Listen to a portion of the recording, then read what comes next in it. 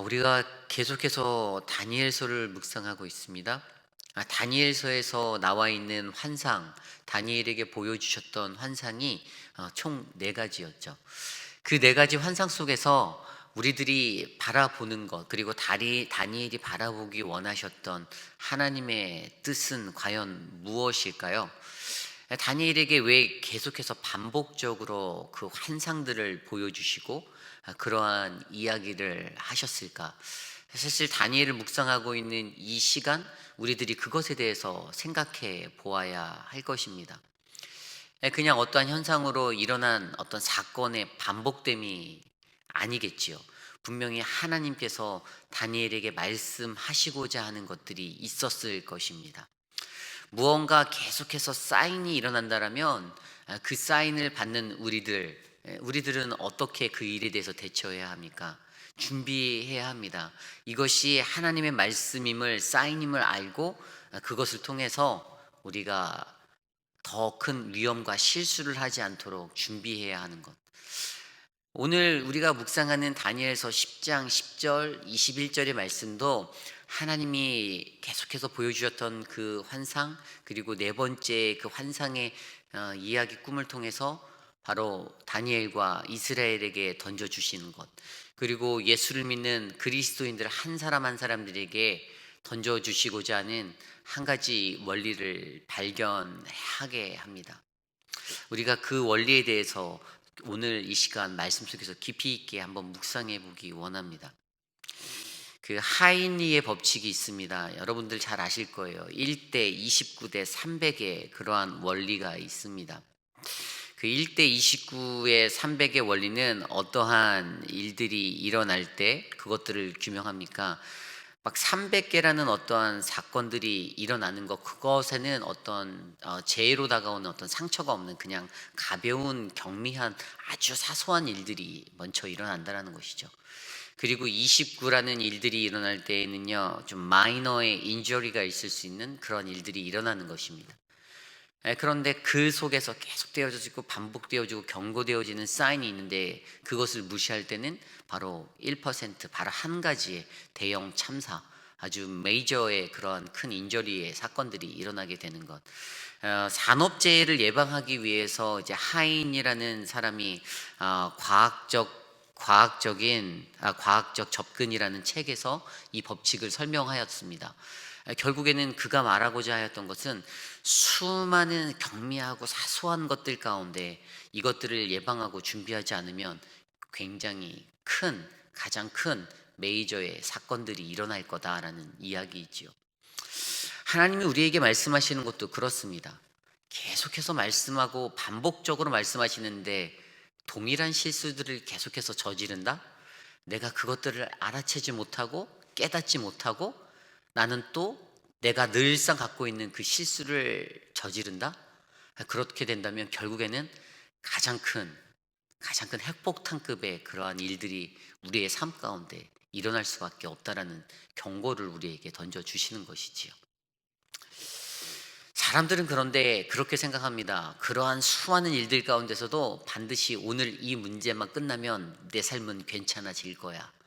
내가 지금 막다뜨린 그 문제만, 이것만 해결되면 나는 아무 문제 없어. 일반적으로 사람들이 그렇게 생각하며 살아가지요. 그런데 오늘 우리가 바라보고 있었던 이스라엘 백성들도 그러한 인생들을 살고 있었습니다. 잘 생각해 볼까요? 다니엘서가 쓰여진 이 시대 가운데서 이미 바벨론의 포로의 70년의 시간에 가까운 그 시간들을 살았던 이스라엘 백성들이 있었습니다. 그 앞선 그들의 70년의 그 시간들은 어땠습니까? 포로로의 삶이죠. 새로운 땅에 정착해야 하고 너무나도 힘들게 그렇게 살았던 것이에요. 그들은 마음속에서 고향 땅 예루살렘으로 돌아가는 그 꿈과 환상을 기대하고 살았을 것입니다. 그러다가 죽어버린 세대들도 있었을 것이고 새롭게 태어나서 전혀 그것들도 모른 채 살아가는 그러한 백성들도 있었을 것입니다. 근데 그때 그들의 집중은 바벨론으로부터 벗어나는 것. 이 바벨론만 멸망한다면 내가 나의 고향으로 돌아갈 수 있다라는 그 한 가지에 그들은 집중하였을 것입니다. 다니엘은 그러한 민족들을 바라보고 그러한 동족들을 바라보고 자신의 그러한 처지들을 바라보며 오늘 그가 이 네 번째 환상을 꾸고 있는 80세가 훌쩍 넘은 그 나이에도 그는 여전히 하나님 앞에 기도하며 그렇게 간절한 마음으로 소망하였을 것이라는 사실이죠. 우리는 그것에 대해서 너무나도 잘 이해하고 있습니다. 그런데 어제 네 번째 꿈의 환상들이 펼쳐질 때 그는 무엇을 직면하였습니까? 어제 말씀의 핵심인 인간의 무기력함, 연약함을 직면하고 경험되어진 그 한 사람 다니엘이 그렇게 무기력하게 쓰러져 버리는 그 인생이 되었었다라는 사실, 나의 연약함을 바라보고 직시한 그가 무너져 버린 그 자리.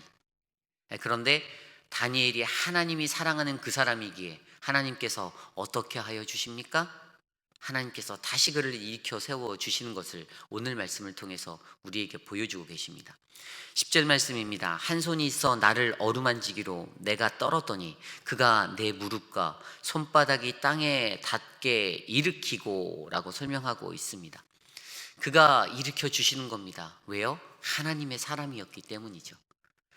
그러니 하나님의 사람은요, 어떠한 문제와 어떠한 어려움을 직면하여도 주저앉았다고 해서 포기하면 안 됩니다. 하나님의 사람이라면 하나님이 다시 일으켜 세워 주실 것이라는 사실을 다니엘의 모습을 통해서 우리에게 보여주고 계시기 때문입니다.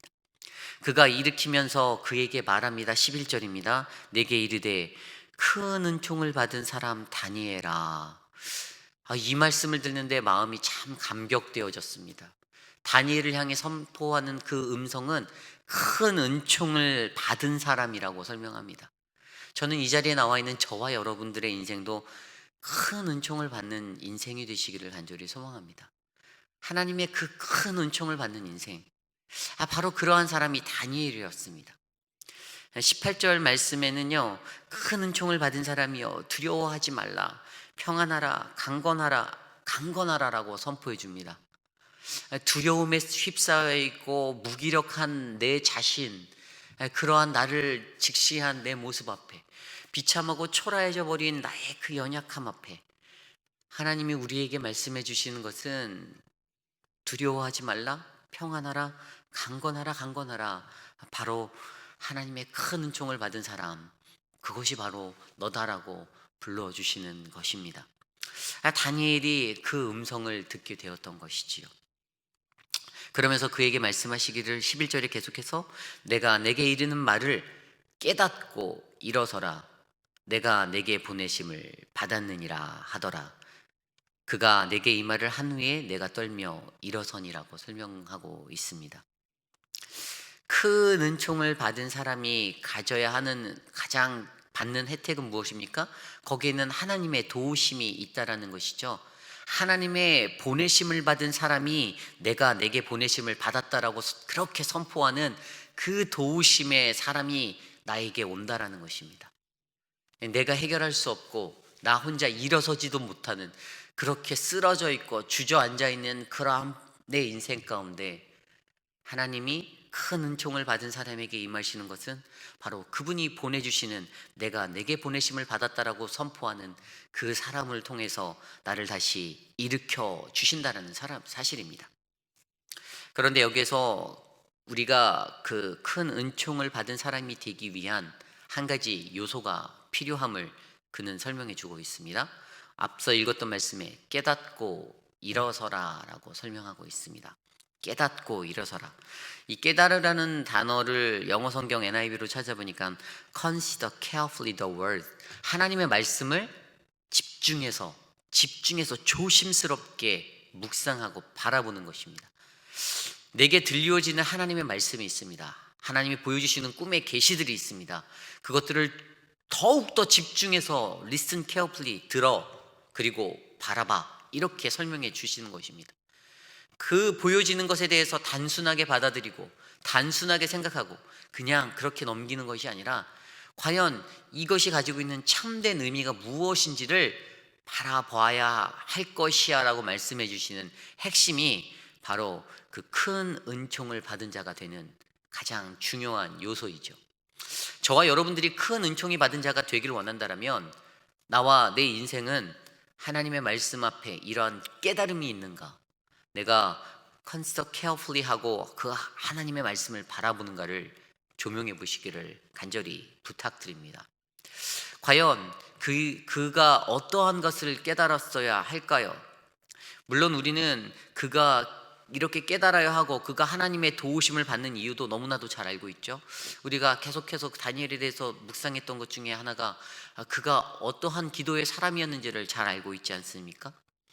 그가 하는 그 기도의 모습에 대해서 그가 이렇게 하나님의 도우심을 받을 수 있는 사람으로 나아갈 수 있다는 사실을 우리는 잘 알고 있습니다. 12절이 그것들을 설명하고 있어요.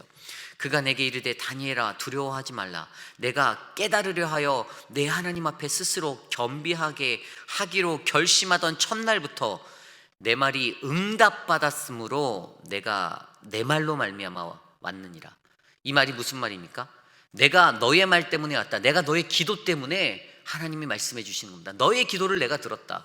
내가 너의 기도 때문에 내가 이자를 보내는 것이다. 내가 너를 도와줄 것이다.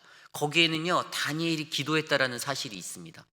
다니엘이 그냥 살았던 것이 아니라 하나님 앞에 구하면서 하나님 이 민족을 구해 주십시오. 내 백성들을, 하나님 나의 동족들을, 내 나라를 건져 주십시오. 하나님 바벨론의 이 집권하에서의 이 고난의 시간들 하나님 도와주십시오.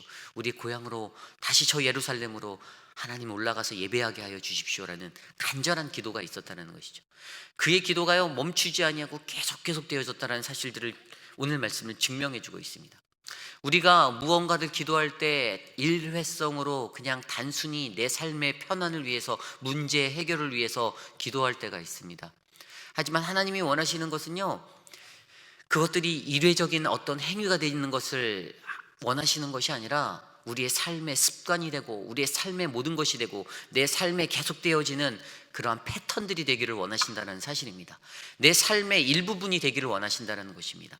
다니엘은 그렇게 기도하였습니다. 4계절, 봄, 여름, 가을, 겨울 365일 계속되어지는 시간 속에 동일한 시간에 동일한 모습을 하나님 앞에 엎드리고 나아갔습니다. 그의 기도를 바라보시는 하나님, 그 음성을 들으시는 하나님이 어떻게 해요? 내가 내 말로 말미암아 여기 왔다라는 그 하나님의 천사의 목소리를 통하여서 내가 너의 기도를 듣고 있다. 내가 너의 간구를 안다. 내가 내 중심을 안다라고 설명해 주시며 그를 일으켜 주시고 도와주시는 것이지요. 그의 기도의 능력, 그러한 것들이 있었기 때문에 이러한 하나님의 도움을 받을 수 있는 큰 은총을 받는 사람이 되었다는 것입니다. 그런데 앞서 말씀드린 대로 그가 깨달아야 하는 것이 무엇일까요? 그가 깨달아야 하는 것, 그것에 대해서 오늘 말씀은 설명하고 있죠. 13절 말씀입니다. 그런데 바사 왕국의 군주가 21일 동안 나를 막았으므로 내가 거기 바사 왕국의 왕들과 함께 머물러 있더니 가장 높은 군주 중 하나인 미가엘이 와서 나를 도와주므로 이제 내가 마지막 날에 내 백성이 당한 일을 내게 깨닫게 하러 왔노라 라고 설명합니다. 그가 깨달아야 하는 일은요 마지막 날에 내 백성이 당한 일을 내게 깨닫게 해 주려고 한다라는 것입니다. 마지막 날에. 이것에 대해서는 조금 뒤에 다시 한번 살펴보기로 하고요. 그렇게 기도하며 나갔을 때 오늘 말씀 보니까 13절에 어떤 일이 일어났죠? 하나님의 도우심에 사람들을 보내주셨는데 거기에 방해 세력이 있다라고 설명합니다. 회방자가 있대요. 21일 동안 그래서 막았다랍니다. 하나님의 그 도우심이 찾아오는데 우리가 20일이 되기도 전에 우리는 기도하다가 며칠 기도하다가 안 이루어지네? 그럼 어떡합니까? 기버업하는 분들 굉장히 많이 계십니다. 물론 그것을 놓고 끝까지 이루어지든 안 이루어지든 끝까지 기도하시는 분들도 계시지만 우리의 목적이 어긋난 것에 포인트 맞춰서 기도할 때에는 이게 즉각적으로 반응하지 않으면 왜 안 되냐고, 그 조급함과 내 마음에 그것들에 사로잡혀서 하나님 왜 당장 이것이 변하지 않습니까? 왜 안 바뀝니까? 왜 해결이 안 됩니까? 내 가정에 문제가 있는데, 내 개인의 문제가 있는데, 내 사업에 문제가 있는데 하나님 나 지금 right now 나 지금 이거 해결해 주셔야 되는데 하나님 왜 안 됩니까? 그러다가 중간에 포기하는 기도자들이 얼마나 많은지 아십니까? 그런데 그러한 상황 속에서 하나님의 도우심이 오는 그 상황 속에서도 자꾸만 사단의 세력들은 넘어뜨리려 하고 방해하려 하고 그것들을 막으려고 하고 그렇게 공격한다는 것입니다. 우리가 이 팬데믹의 기간 동안에 어떻게 살았습니까? 예배하는 것이 정말 귀하다라는 것을 깨달아 알 정도로 그렇게 살았지만, 사실 예배의 자리로 나오기까지도 너무나도 힘든 어려움들이 있었지 않습니까? 나라에서는 정부가 행정명령이다 하여 그것들을 예배를 클로즈해라. 사실 기독교의 수천 년의 그런 역사 속에서 야, 이런 핍박도 없겠다라고 드는 생각, 그런 생각이 들 수도 있었습니다. 그런데도 하나님께서는요, 계속해서 그들을 향해서 도와주는 그 손길, 하나님의 그 손길을 우리에게 보이셔서 우리의 예배가 멈추지 않고 계속되어지도록 붙잡아 주셨지 않습니까? 가장 중요한 것은 우리가 기도할 때 이 기도가 들어주든 들어지지 않든, 이 기도가 어떠한 모습으로 내 앞에 펼쳐지든 간에 그것이 응답받는 것의 목표로 가는 것이 아니라 하나님 앞에 간절하게 기도한다라는 그 사실에 집중하며 기도해야 된다는 사실을 우리에게 알려주시는 것이죠.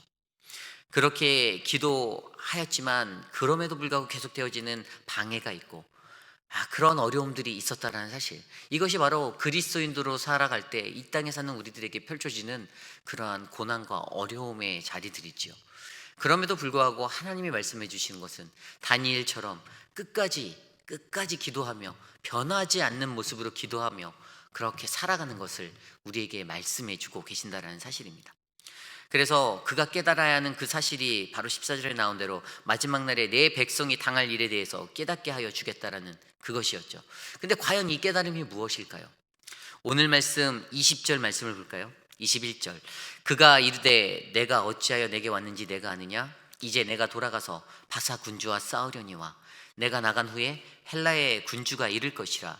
21절에 내가 먼저 진리의 글에 기록된 것으로 내게 보이리라. 나를 도와서 그들이 대항할 자는 너희의 군주 미가엘 뿐이니라 라고 설명하고 있습니다. 이 말씀이 무슨 말씀입니까?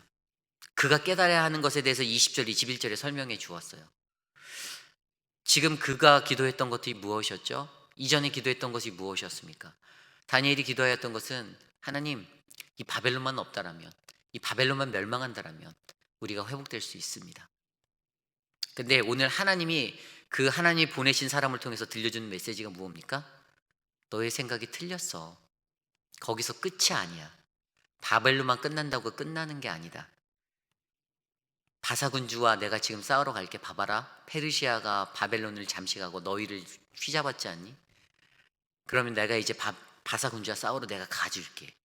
그런데 아니, 그 뒤에 헬라군주가 또 이를 거야. 그 뒤에 이를 거야. 여기 나와 있진 않지만 헬라 군주가 끝나면 로마가 또 이를 거야. 무엇을 뜻합니까?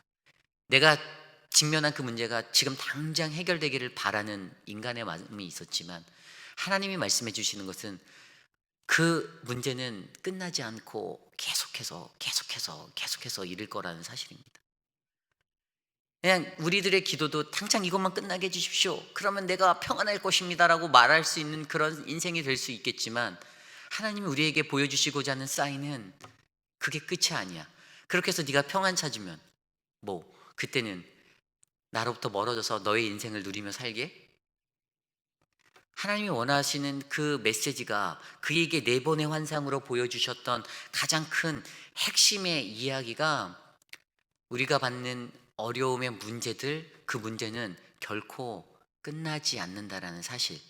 그런데 가장 큰 핵심을 같이 말씀해 주시죠. 그것에 그들을 대항할 자가 바로 군주 미카엘 뿐이다라고 설명하며, 너희들이 의지하고 붙잡아야 하는 사람이 바로 예수 그리스도, 그분이시다라는 사실을 너희가 기억해라라는 것입니다. 제가 만약에 100세까지 인생을 산다 하더라면 제 인생 속에서 문제가 얼마나 많이 일어나겠습니까? 제가 오늘 2020년 오늘 12월 9일을 살아가는 오늘, 이 오늘이 오기까지 제 인생의 41년의 인생의 시간 속에 얼마나 많은 문제들을 제가 경험하였을까요? 제가 만났을까요? 그때 제가 어떤 생각이 있었는지 아십니까? 하나님, 제가 어렸을 때는 하나님 내게 이것만 극복하게 해주시면, 제가 사실 그렇게 기도했던 적이 정말 많습니다. 하나님, 이번만 이거 이기게 해주시면. 근데 그 이후의 삶이, 제 삶이 하나님 앞에 더 올인하며 막 전적으로 그렇게 가는 삶이 되었을까요? 한 3일은 그렇게 가더라고요. 그런데 3일 뒤에는 똑같더라고요. 아니라는 거죠. 쉽게 변하지 않는다라는 것이지요. 근데 우리들은 자꾸만 내 앞에 펼쳐진 지금의 문제들, right now, 이것만 해결된다라면 이것으로 기도할 때가 많다라는 것이고, 이것만 바라보고 살아갈 때가 많다라는 사실입니다. 그런데 하나님이 오늘 들려주시는 다니엘에게 보여주셨던 꿈과 환생의 가장 큰 핵심은 바로 그거였지 않습니까?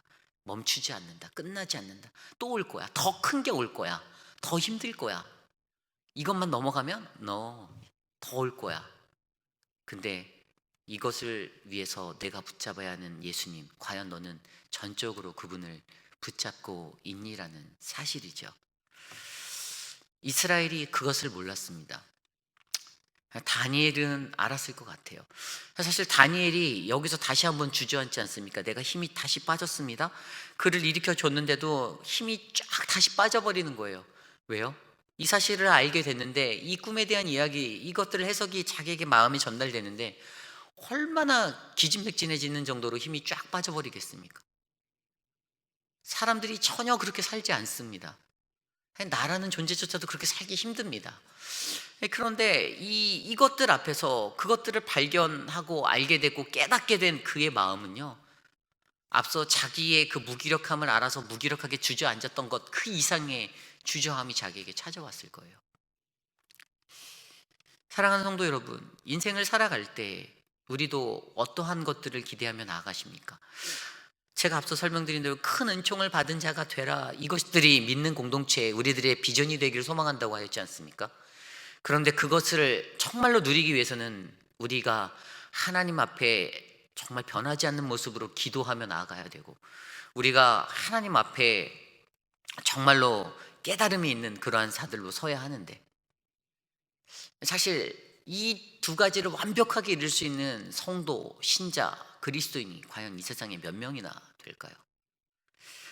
저는 사랑하는 우리 오렌지 가난 장로교회 성도님들 한 분 한 분, 특별히 오늘 이 아침에 나와 있는 저와 여러분들이 그러한 인생을 사는 분들이 되길 간절히 소망합니다. 그러한 삶에는 열매가 있고 그러한 삶에는 변화가 있습니다. 시편 146편 저자가 이렇게 고백합니다. 시편 146편 3절과 5절 말씀에 귀인들을 의지하지 말며 도울 힘이 없는 인생들을 의지하지 말지니라. 야곱의 하나님을 자기의 도움으로 삼으며 여호와 자기 하나님에게 자기의 소망을 두는 자는 복이 있도다. 과연 우리가 이 세상에서 무엇을 의지하고 살아가는가? 그 의지의 원리를 깨닫지 못한 무리들은 그냥 세상에서 사라져버리는 것들이 되어져 버릴 것입니다. 하지만 그 진리를 깨달아 알고 그 진리를 바라볼 수 있는 지혜로운 사람은 바로 하나님의 큰 은총을 받은 자로 이 땅에서 살게 될 것입니다. 그들의 인생은 어떠한 두려움 앞에서도 하나님이 주시는 그 격려의 말씀, 평안하라, 강건하라, 강건하라, 그 음성을 듣게 되는 인생이 될 줄 저는 확신합니다. 이 시간 오늘 우리에게 주신 귀한 말씀을 놓고 함께 기도하기 원합니다. 하나님, 우리가 하나님 계속되어지는 문제들 앞에서 하나님 주저앉고 넘어지지 않기를 소망합니다. 큰 은총이 받은 자로 살 수 있도록 하나님 변하지 않는 모습의 그 신앙의 모습, 그 기도의 자리 우리에게 부어 주시고, 하나님의 그 환상과 계시, 하나님의 말씀 안에서 하나님 우리가 진정으로 깨달아 알 수 있는 참된 진리를 분별할 수 있는 영을 허락하여 주셔서 하나님 우리가 주님 앞에 서도록 도와주시옵소서. 함께 기도하신 후에 제가 기도하고 마침 기도하기 원합니다. 각자 기도하겠습니다.